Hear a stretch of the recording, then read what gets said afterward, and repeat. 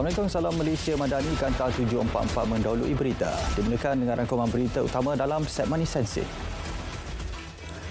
Malaysia mampu kembali sebagai negara hebat dalam tempoh 2 atau 3 tahun lagi berdasarkan keupayaan dan potensi yang ada. Tegas Perdana Menteri, usaha itu mampu direalisasi hasil pendekatan dan kerjasama penuh yang diberikan semua pihak termasuk penjawat awam. Naib Presiden China Han Zheng tiba di Kompleks Bunga Raya KLIA pada Rabu sempena lawatan rasmi ke Malaysia hingga 11 November ini. Lawatan bersempena ulang tahun ke-10 Perkongsian Strategik Komprehensif Malaysia-China tahun ini. Hari ini, Han Zheng dijadual menghadiri majlis sembah menghadap ke atas Seri Paduka Baginda Yang di-Pertuan Agong di Istana Negara sebelum melakukan kunjungan hormat ke atas Perdana Menteri. Usaha kawal peningkatan kos haji sentiasa dilaksana tabung haji. Menurut Menteri di Jabatan Perdana Menteri, ia termasuk memeterai beberapa perjanjian kontrak jangka panjang untuk beberapa perkhidmatan. Antaranya penerbangan, penginapan dan sajian makanan. Pendekatan itu membolehkan harga ditetapkan untuk satu tempoh masa dan tidak dinaikkan setiap tahun. 704 rakyat Malaysia jadi mangsa sindiket penipuan tawaran pekerjaan di luar negara setakat ini. 518 daripadanya berjaya diselamatkan manakala bakinya sedang dikesan. Bagi mengelak jadi mangsa, orang ramai diminta berwaspada dan tidak mudah terima tawaran pekerjaan di luar negara. Siasatan terhadap bekas pegawai bank Goldman Sachs yang terlibat dengan skandal One Malaysia Development Berhad masih diteruskan. Ketua Polis Negara memaklumkan siasatan dijalankan Jabatan Siasatan Jenayah Komersial dan Unit Pengubahan Wang Haram Amla. Selain itu, polis juga sedang mengesan aset lain yang mungkin berada di luar negara. Kementerian Pendidikan beri jaminan siasatan secara adil berhubung kes buli di Kolej Melayu Kuala Kangsar MCKK. Menurut Timbalan Menteri, KPM juga sudah mengambil tindakan sewajarnya dan kes kini masih dalam siasatan polis. KPM juga sedia mengadakan pertemuan dengan keluarga mangsa buli sekiranya diperlukan. Kementerian memandang serius perkara melibatkan kes buli dan tidak akan berkompromi dengan mana-mana pihak. Sementara itu, siasatan kes ugutan terhadap Menteri Pendidikan telah pun lekap. Timbalan Ketua Polis Negara memaklumkan kertas siasatan juga telah dihantar ke Pejabat Peguam Negara untuk tindakan lanjut. Kes disiasat mengikut Seksyen 507 Kanun Keseksaan dan Seksyen 233 Akta Komunikasi dan Multimedia 1998. Jabatan Peguam Negara AGC failkan balasan kepada pendaftar Mahkamah Timbang Tara Antarabangsa London LCIA berhubung permohonan untuk timbang tara pelaksanaan perjanjian penyelesaian antara Kerajaan Malaysia, 1MDB dan Goldman Sachs. Salinan balasan turut dikemuka kepada pihak Goldman Sachs. AGC komited pastikan kepentingan kerajaan sentiasa dilindungi dan kekal terpelihara sepanjang prosiding berkaitan permohonan untuk timbang tara berkenaan. Seorang lelaki cedera diserang dua individu bertopeng bersenjatakan pedang di sebuah kedai kopi di Pasir Putih, Kelantan. Mangsa parah ditetak di badan dan tangan sebelum suspek melarikan diri menaiki sebuah kereta. Ketua Polis Daerah Pasir Putih berkata, mangsa kini dirawat di Hospital Universiti Sains Malaysia Kubang Krian. Motif kejadian belum dikenal pasti dan siasatan lanjut sedang dijalankan. 9 keluarga di daerah Kota Star Kedah terjejas selepas kediaman mereka rosak dipukul ribut. Kejadian melibatkan 7 rumah di Kampung Kubang Bongor, Mukim Padang Lalang dan 2 rumah di Kampung Kubang Jambu, Mukim Kubang Rotan. Kebanyakan rumah mengalami kerosakan pada bahagian bumbung yang diterbangkan angin yang kuat. Di Perlis, bumbung 5 rumah rosak diterbangkan ribut dalam kejadian di Kampung Sungai Baru dan Kampung Tok Pulau. Ia kejadian ribut ketiga 2 minggu selepas 11 rumah di rancangan perumahan Awam Mata Air 2 dan Kampung Padang Besar Kurung Anai terjejas pada 28 dan 29 Oktober lalu. Penduduk terjejas kini dibantu Majlis Agama Islam dan Adat Istiadat Melayu Negeri dan Jabatan Kebajikan Masyarakat. Seorang lelaki maut selepas lori muatan baja di Pandunya terbabas di kilometer 81 Jalan Gua Musang, Lojing, Kelantan. Mangsa meninggal dunia di lokasi kejadian dan mayat dibawa ke unit forensik Hospital Gua Musang untuk bedah siasat. Seorang lagi mangsa, kelindan lelaki berumur 18 tahun cedera ringan di kepala. Siasatan kes pergaduhan pengawal keselamatan dengan seorang penghantar barang di sebuah premis perniagaan di Jalan Tun Razak, Ibu Negara telah lengkap. Ketua Polis Kuala Lumpur berkata seramai 23 individu telah dipanggil bagi membantu siasatan dan dirakam percakapan. Kertas siasatan telah diserah kepada Pejabat Timbalan Pendakwa Raya untuk tindakan lanjut. Kajian semula persempadanan kawasan pilihan raya di Sarawak sedang dilaksana. Di Sabah dan di Semenanjung pula masing-masing akan bermula pada 2025 dan 2026. Timbalan Menteri di Jabatan Perdana Menteri, Undang-Undang dan Reformasi Institusi berkata kajian mengenainya dilaksana SPR selama 2 tahun. Agensi Agama di bawah Jabatan Perdana Menteri memperuntuk hampir RM96,000 bagi membantu penduduk terjejas banjir di Dengkel, Selangor.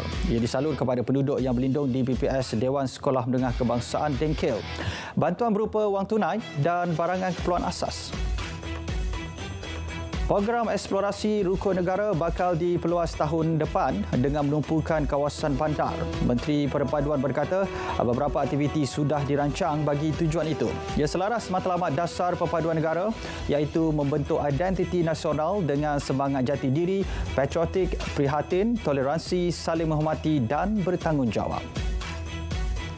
Benih padi nuklear atau NMR-152 lebih berdaya tahan terhadap penyakit selain ancaman cuaca dan serangga. Penggunaannya berjaya hasilkan varieti baka tanaman lebih berkualiti sekaligus tingkatkan pengeluaran padi hingga 60%. NMR-152 terhasil menerusi penyelidikan teknik biak baka yang dilaksana Nuklear Malaysia. RM150 juta diperuntuk Kerajaan Persekutuan untuk kerjasama dengan kerajaan negeri bagi meningkatkan hasil tanaman dan ternakan. Timbalan Menteri Pertanian dan Keterjaminan Makanan berkata ini kerana hak negara masih perlu memberi tumpuan kepada ketersediaan, kemampanan dan penggunaan makanan untuk mengukuhkan keterjaminan makanan secara holistik. Skop, tema dan tata cara pelaksanaan juga sedang dimuktamadkan agar program memberi impak optimum. Sasaran 9,000 penerima bantuan lesen memandu motosikal B2 MyLesen dijangka selesai akhir tahun ini. Setakat ini 7,664 penerima dari golongan B40 mendapat manfaat inisiatif tersebut. Program JPJ itu dilancar sejak Mei lalu menerima peruntukan RM2.7 juta menerusi Belanjawan 2023. Kerajaan Negeri Sembilan akan mengambil tindakan tegas terhadap pihak yang menyebabkan pencemaran air di loji rawatan air Sungai Linggi. Tegas Menteri Besar, LRA tersebut terpaksa ditutup pada Selasa disebabkan terdapat aduan kesan bau diesel pada sumber air. Loji berkenaan bagaimanapun kembali beroperasi seperti biasa dan bekalan air dijangka pulih secara berperingkat. Ini pula perkembangan banjir di Perak setakat pukul 12 malam tadi. Jumlah penduduk terjejas di negeri itu merekodkan sedikit pertambahan iaitu 472 orang berbanding 471 pada pukul 8 malam tadi. Setakat ini 5 pusat pemindahan sementara beroperasi. Di Hilir Perak, 318 individu berlindung di 3 PPS melibatkan Dewan Serbaguna Kampung Padang Tembak, MPTI Langkap, Teluk Intan dan Dewan Serbaguna Cikus. Manakala di 154 ditempatkan di PPS SK Cangkat Lobak dan SK Alopongso. Menteri Besar Selangor masih menunggu laporan terkini berhubung kejadian banjir di negeri itu. Laporan daripada pihak berkuasa tempatan serta pihak terlibat bertujuan melihat langkah yang telah diambil bagi menanganinya. Yang berikutan kejadian banjir berulang di lokasi sama termasuk Kampung Cemperai, Bukit Canggang di Sepang dan Seksyen 13 Shah Alam. Bekas vokalis kumpulan Jin Bara, Tia, disahkan meninggal dunia di Hospital Shah Alam 9:17 malam tadi. Berita pemergian penyanyi itu disahkan isterinya, Suzan Ahmad. Tia atau nama sebenarnya Syamsul Bahtiar Zakaria, 53 tahun, disahkan menghidap kanser hati selepas mengadu sakit perut dan sukar bernafas pada Rabu lepas. Pada Selasa, isterinya sempat melancarkan tabung kutipan derma untuk menjalani pembedahan pemindahan hati di Hospital Vedanta, New Delhi, India, namun tidak kesampaian. Malaysia dan Afrika Selatan komited mengukuhkan kerjasama dalam sektor perdagangan dan isu kemanusiaan. Turut diteroka bidang baru berpotensi seperti sektor pengangkutan. Ia melibatkan bidang pembinaan infrastruktur jalinan kereta api di Afrika yang mana syarikat Malaysia mempunyai kepakaran dalam sektor berkenaan. Malaysia berada di landasan tepat untuk mencatatkan pertumbuhan KDNK 4% tahun ini dan 4.5% bagi 2024. M-Bank dalam nota penyelidikannya memaklumkan ia berdasarkan penurunan dalam indeks pengeluaran perindustrian IPP September. Keadaan dijangka bertambah baik pada 2024 selari unjuran pertumbuhan perdagangan dunia WTO terhadap peningkatan ekspor global. Payment Network Malaysia Sdn Bhd (PayNet) memperkukuh kerjasama bagi pembayaran digital rentas sempadan bersama Alipay Plus di bawah Ant Group. Kolaboratif itu membolehkan pelancong dari 8 negara dengan e-dompet yang disokong Alipay Plus menggunakan kemudahan pembayaran duit now QR di negara ini. Pengembara tempatan boleh menggunakan kemudahan pembayaran sama di 8 negara berkenaan secara berperingkat bermula tahun depan. Core Bank pertama, CBP mengumumkan penutupan sementara langganan saham baru dan tambahan 31 Disember ini. Penutupan langganan saham itu berikutan CBP telah mencapai sasaran modal yang ditetapkan bagi menyokong pertumbuhan perniagaan sehingga 2026. Bagaimanapun, orang ramai masih boleh melanggan saham CBP di cawangan baru yang bakal dibuka selepas tarikh berkenaan.